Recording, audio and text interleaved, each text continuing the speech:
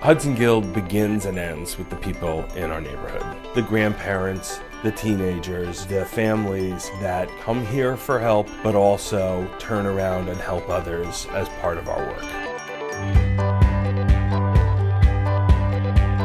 Hudson Guild is designed to serve everybody who lives or works or goes to school in the Chelsea neighborhood. We fight poverty and we build community. The Guild has been a backbone to a lot of us, to a lot of our children growing up. My second home, because if I'm not in the house, I'm here. Every day we provide daycare, after school, we have a teen services program, we run a senior center, we run a fully staffed mental health program and an arts and culture program. Lots of ways for people to plug in and become part of the community. We deal with the whole family and with the whole neighborhood. We know grandma and we know mom and we know the kids, but we also have a deep impact on the broader groups. Hudson Guild's almost 120 years old. We've been in this neighborhood since the late 1800s, and we're one of the original settlement houses. We have played a critical role in the development of the social structure of the city. When you talk about Hudson Guild and you talk about its impact on people and on the community, Paul Balser has to be right there at the front of the conversation. He is an incredible thought leader and a guiding force on the board, one of those trustees who kind of brings all the pieces of the puzzle. There isn't anywhere else that serves you because you're a neighbor, because you live, work, or go to school in a neighborhood. Seeing the success of the programs, that whole process to me is superb.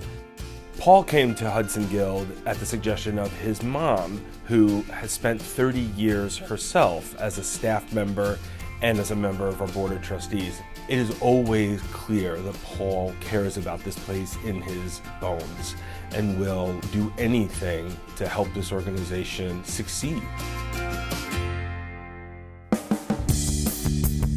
Paul is one of the most generous people I've ever met. He wants to find out what's going on and what other people are thinking. And it doesn't matter, I think, if it's a woman on public assistance or it's somebody that he went to Yale with.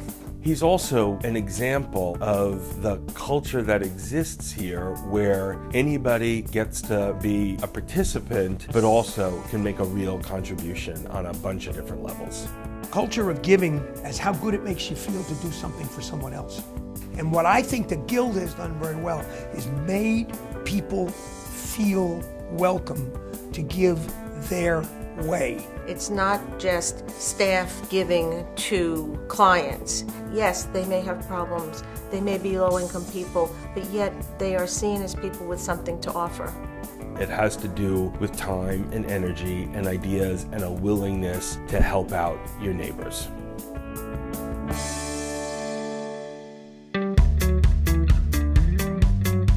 I would like to be a little bit more like Paul Balser, and I plan to be involved in Hudson Guild and similar organizations for my whole life, and that's a gift. You got to get people to feel like they're part of the process, not just someone who gets a phone call to make a donation, because that's not what our supporters are. They're people who understand what we do. We're successful. The place works. It has goals that it achieves. And so for me, it's dynamite. And it is still giving back. And that's the drive. People come here to make progress on their own goals, but it also gives people an opportunity to give back to the community with their own skills and abilities. It gives them an outlook in life, that they have something to look forward for, some hope. It keeps me young. It keeps me mobile, and that I'm alive, and that I'm able to do it. You gotta keep fighting. That's what life is all about.